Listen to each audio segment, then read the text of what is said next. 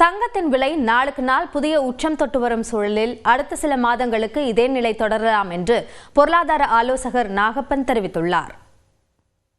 தங்கமாக இருக்கட்டும், வெள்ளியா இருக்கட்டும், பல்லடியம் அல்லது பிளாட்டினம் அதை விட அதிகமாக இருக்கு. பார்த்தீங்கன்னா இது எல்லாமே என்ன காரணம்னா லிமிடெட் சப்ளை. அதனுடைய சப்ளை ரொம்ப லிமிட்டடாக இருக்கு, டிமாண்ட் தொடர்ந்து ஏறிக்கிட்டு இருக்கு. இப்போ டிமாண்ட் ஏன் ஏறுதுன்னா, இப்போ வெள்ளியை பொறுத்த வரைக்கும் நம்ம சொல்லிடலாம் ஈஸியாக. அதுக்கு ஒரு இண்டஸ்ட்ரியல் பயன்பாடு இருக்குது, முதலீடுங்கிற அடிப்படையில் பார்க்குறாங்க.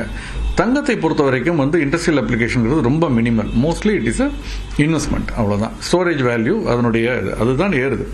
ஸோ இந்த ரீசன்ட் பாஸ்ட்ல தங்கம் பார்த்தீங்கன்னா 2010-11 பிறகு ஒரு பெரிய ஏற்றத்தை சந்திச்சது. 2020 அதற்கு பிறகு இப்போ அதை விட ஏறி இருக்கு அப்படிங்கிறத பார்க்குறோம். 50%, 60% ஆதாயத்தை இந்த ஓராண்டுக்குள் கொடுத்துருக்கு அப்படிங்கிறத பார்க்குறோம். வெள்ளியும் அதே மாதிரி தான். பட் என்னை பொறுத்த வரைக்கும் எனக்கு தெரிந்த வரை தகவல்ல இந்த சமீப கால ஏற்றம்ங்கிறது ஆபரண தங்கம் வாங்குபவர்களால், அதாவது ரீட்டைல், அவர்களால் இல்லை அப்படின்னு தான் எனக்கு தோன்றுகிறது. ஏன்னா தங்கம் விலை அதிகரிச்சதுனால 10 கிராம் வாங்குறவங்க 2 கிராம் வாங்குறவங்க 3 கிராம் வாங்குறது அப்படின்னு குறைச்சிக்கிறாங்களே தவிர அவங்களுக்கு வாங்கும் சக்தி பெரிய அளவில் அதிகரிச்ச மாதிரி எனக்கு தெரியல. அல்லது வாங்க இறங்கும்னு காத்திருக்காங்க.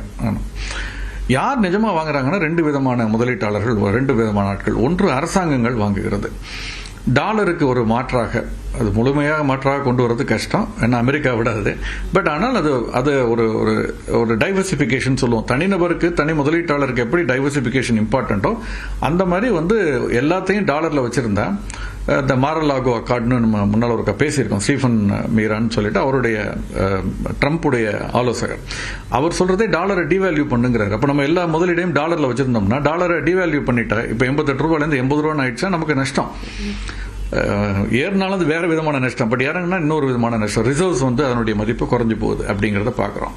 ஸோ அப்போ டைவர்சிபிகேஷன் தங்கத்தில் முதலீடு செய்கிறார்கள் அரசாங்கங்கள். மூன்றாவதாக முதலீடு சார்ந்து ETF, silver ETF, gold ETF, இது ரெண்டிலும் மிகப்பெரிய அளவில் பணம் வர ஆரம்பிச்சுக்கிட்டு இருக்கதையும் பார்க்க முடிகிறது. ஸோ இதுதான் முக்கியமான ஒரு காரணமாக நான் பார்க்குறேன். ஸோ இது அடுத்த சில மாதங்கள் தொடரலாம்.